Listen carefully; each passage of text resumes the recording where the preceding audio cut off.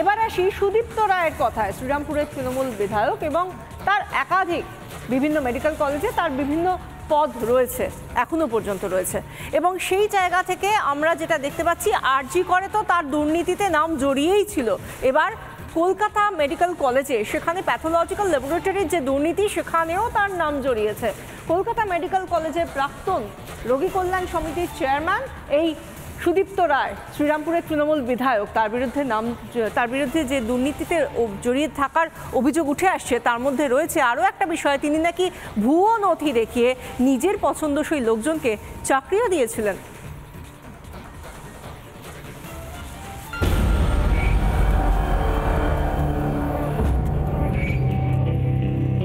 শুধুই আরজি কর নয়, রাজ্যের অন্যান্য মেডিকেল কলেজগুলিতে তৈরি হওয়া ঘুঘুর বাসাগুলিও প্রকাশ্যে আসছে এক এক করে।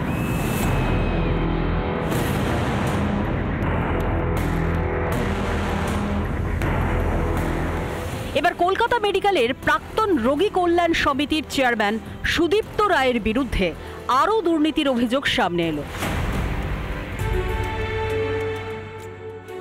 অভিযোগ, রোগী কল্যাণ সমিতির চেয়ারম্যান থাকাকালীন ল্যাব দুর্নীতির সূত্রধার ছিলেন শ্রীরামপুরের তৃণমূল বিধায়ক তথা চিকিৎসক সুদীপ্ত রায়। সিএমসিতে সুদীপ্ত রায়ের সুপারিশে চাকরি পান জয়ন্ত ঘোষ নামে এক ব্যক্তি। এই জয়ন্ত ঘোষ প্যাথোলজি টেকনিশিয়ান হিসেবে কাজে যোগ দেন। অভিযোগ, বিভিন্ন প্রাইভেট ল্যাবের নমুনা সরকারি ল্যাবে পরীক্ষা করতেন এই জয়ন্ত ঘোষ। এর জন্য প্রতি মাসে সুদীপ্ত রায়কে মোটা টাকা পাঠাতেন জয়ন্ত। স্বাস্থ্য দফতরের হেলথ রিক্রুটমেন্ট বোর্ডের সদস্য সুদীপ্ত রায়। এই পদকেও তিনি পুরো মাত্রায় কাজে লাগিয়েছিলেন বলে অভিযোগ। রোগী কল্যাণ সমিতিতে থাকার সুবাদে সুদীপ্ত রায় কলকাতা মেডিকেল কলেজের 3টি বিভাগ, নার্সিং বিভাগ, সেন্ট্রাল ল্যাবরেটরি এবং কার্ডিওলজিতে 3 জন নিজের পছন্দের লোককে নিয়োগ করেছিল। যদিও পার্মানেন্ট স্টাফ, হসপিটালের যারা স্থায়ী কর্মচারী, সেই পার্মানেন্ট স্টাফদের বিরোধিতায় এই 3 জনকেই বহিষ্কার করা হয়। উঠে আসছে আরও চাঞ্চল্যকর অভিযোগ। যোগ্যতা প্রমাণে কোনো বৈধ নথি বা শংসাপত্র দেখাতে পারেননি সুদীপ্ত রায়ের প্রার্থীরা। অভিযোগ, বেশিরভাগ ক্ষেত্রে ভুয়ো নথির মাধ্যমে নিয়োগ পেয়েছিলেন তারা। স্বাস্থ্য ব্যবস্থায়, স্বাস্থ্য পরিকাঠামো এবং স্বাস্থ্য শিক্ষা ব্যবস্থায় এক চূড়ান্ত দুর্নীতি গত 13 বছর ধরে চলছে। কোভিড কেলেঙ্কারি দেখেছি, এবং আমরা মৃতদেহ নিয়ে অবধি পর্যন্ত ব্যবসা দেখলাম। এদিকে অভয়া খুন ও ধর্ষণ মামলায় মঙ্গলবার ফের সিজিওতে হাজিরা দেন ফরেন্সিক মেডিসিন আধিকারিক অপূর্ব বিশ্বাস। যদিও জিজ্ঞাসাবাদ শেষে বেরিয়ে যাওয়ার সময় মুখ খুলতে চাননি অপূর্ব। জিজ্ঞাসাবাদ করা হয় আরজি করের 2 মহিলা পিজিটিকেও। অভয়া খুনের পর থেকেই নাকি বেপাত্তা ছিলেন এই দুজন। আরজি করের এমএসভিপির গাড়ি করেই এদিন তারা সিজিওতে এসে পৌঁছন। আমি just coming out here for submitting some documents under investigation. বলে কি ডকুমেন্টস জাস্ট বলতে পারছি না,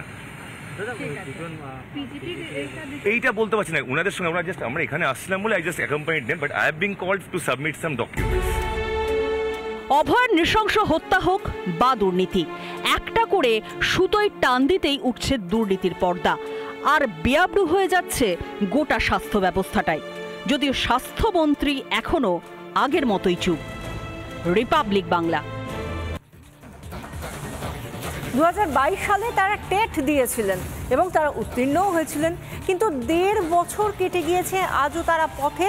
এখনো পর্যন্ত তাদের কাছে ইন্টারভিউয়ের চিঠিটাও আসেনি। চাকরি তো দূরস্থ। আজকে যখন পুজোর মাত্র হাতে গোনা কয়েকদিন বাকি, সেই সময় তারা রাস্তায় নেমে দাবি করছেন এই পুজোর আগে অন্ততপক্ষে তাদের কাছে যেন ইন্টারভিউয়ের চিঠিটা আসে। আর সেই সঙ্গে এই দাবির সঙ্গে সঙ্গে তারা অভয়ার জন্য সুবিচারের দাবিও জানালেন রাস্তা থেকেই।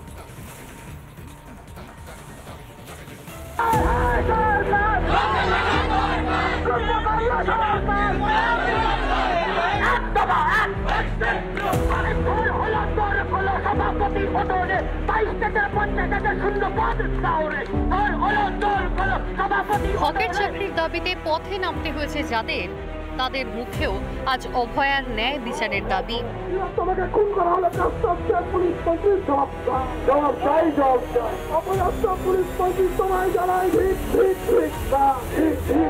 মঙ্গলবার শিয়ালদা থেকে ধর্মতলা পর্যন্ত মিছিলে হাঁটলেন 2022-এর টেট উত্তীর্ণ পরীক্ষার্থীরা। 2022-এ যারা টেট পাস করেছিলেন তারা অবিলম্বে নিয়োগের দাবিতে পথে নেমেছেন এবং বৃষ্টি উপেক্ষা করেই চলছে মিছিল। আর মিছিল থেকে বারবার স্লোগান উঠছে দফা 1 দাবি 1, 2022-এর টেট চাকরি পাক। 45 দিন পেরিয়েও বিচার পাননি অভয়া। আর সৎভাবে পরীক্ষায় পাশ করেও চাকরি জোটেনি নিয়োগের দাবিতে পথে নামা চাকরি প্রার্থীদের। এই অবিচারের আদৌ বিচার হবে? আমরা এখনো বিচার পেলাম না, অভয়া এখনো বিচার পেল না। মুখ্যমন্ত্রী বলছেন উৎসবে ফিরতে, আমরা কিভাবে উৎসবে ফিরবো?